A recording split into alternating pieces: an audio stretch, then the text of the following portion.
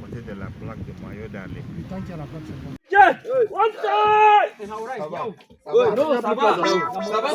Une dizaine de passagers autour d'un véhicule embourbé pour tenter de le délivrer.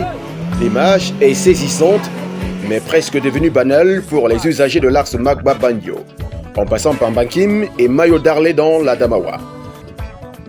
C'est vraiment ahurissant de quitter Fouman, passer par Magba, Bankim, et l'état de la route est vraiment à déplorer.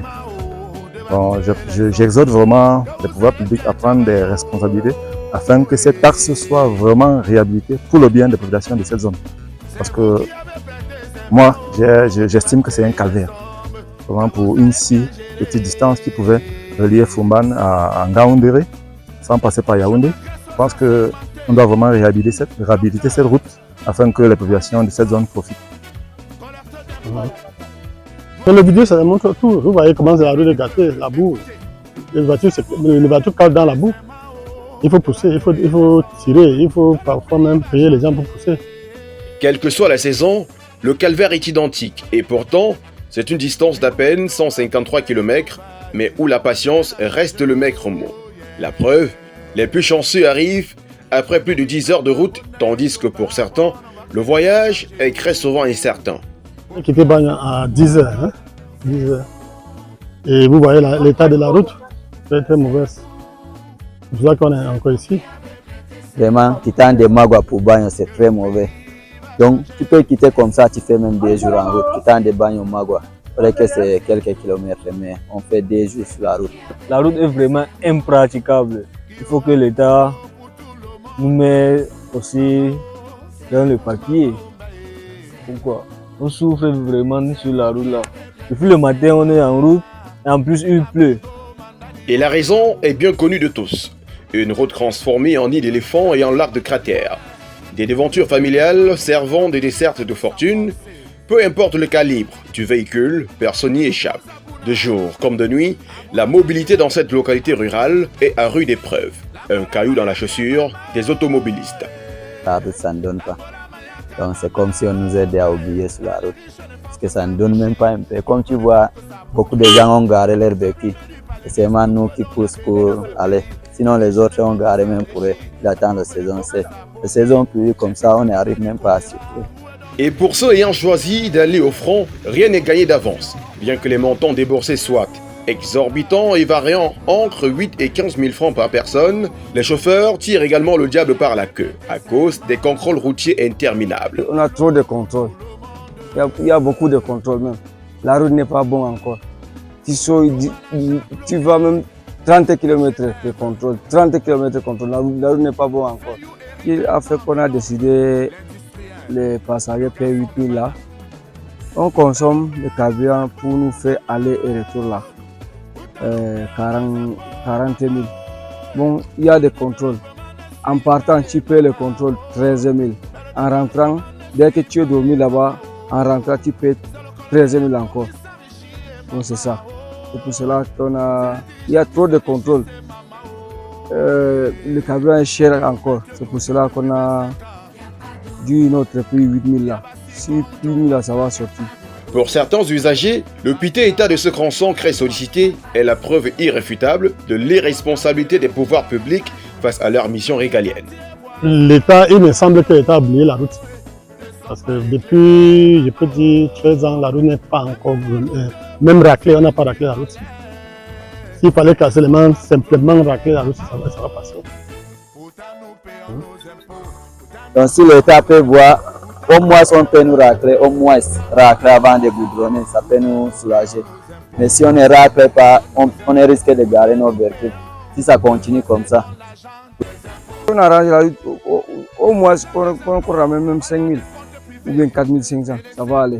Dans ce climat d'abandon, beaucoup optent pour le déplacement en convoi, question de se secourir durant le trajet, même si tout se passe quand même avec les moyens de bord. Donc comme ça, là, il faut qu'on soit même 4-5 voitures pour aligner sur la route avant de voyager. Même si une voiture est pleine, tu ne peux pas partir, tu attends les autres remplir aussi pour que vous soyez ensemble.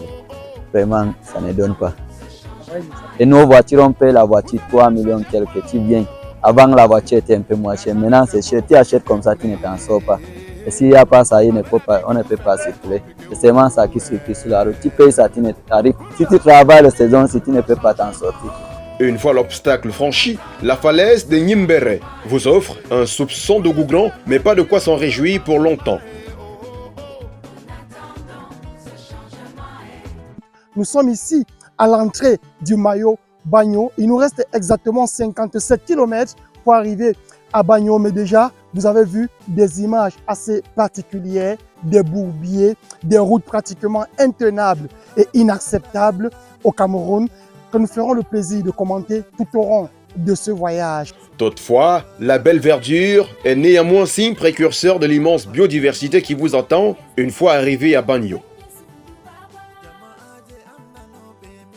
Appréciez ce magnifique paysage juste derrière nous. Il s'agit bel et bien de l'identité remarquable du Mayo Bagno, précisément de la ville de Bagno. C'est la capitale de ce département. Le nom s'appelle le mont Djumbal, un mont mythique. J'ai envie de dire mystique aussi. Il y a des constructions allemandes qui se trouvent. C'est là-bas qu'ils restaient, c'est là-bas qu'ils accueillaient certains de leurs frères qui venaient de l'Europe. C'est aussi là-bas, surtout, qu'ils ont fait des premières rencontres avec les personnes natives de cette localité de Bagno. Aujourd'hui, le site est devenu un site touristique avec des populations qui viennent régulièrement se recueillir, mais surtout visiter la zone.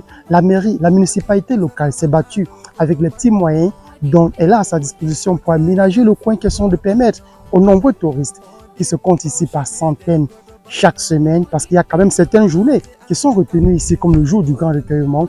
On parle du mercredi, du jeudi et du dimanche. Ce sont donc les grands jours où, lorsque tout le monde a fini avec ses prières quotidiennes, ils se refuge donc ici pour toucher du doigt cette identité remarquable, mais surtout apprécier ce beau paysage, mais surtout respirer un air tel qu'on n'a pas dans d'autres zones. En plus de ses atouts touristiques, Bagno, c'est une diversité agro-pastorale et une agriculture riche avec des produits de choix qui, malheureusement, peinent à être écroulés dans les grandes métropoles. Ici à Bagno, on a le lait naturel 24 heures sur 24. Par jour, on peut tasser peut-être 1000 litres de lait ici à Bagno. Est-ce que Bagno peut boire tout le lait là? S'il y avait la route, le fourgon peut prendre et aller livrer à Bafoussam, Douala, à Yaoundé. On a le lait et le beurre de karité. Il y en a ça en vrac. Des fois, ça se gâte. On a le maïs, on a l'igname, on a l'haricot. Mais tout pour transporter, c'est difficile. Bagno, c'est aussi ces vestiges indéniables de la colonisation à l'instar de la toute première poste installée au lendemain de la Deuxième Guerre mondiale, avec pour chef postier le premier président du Cameroun, un certain El Hadj Amadou Wahidjo.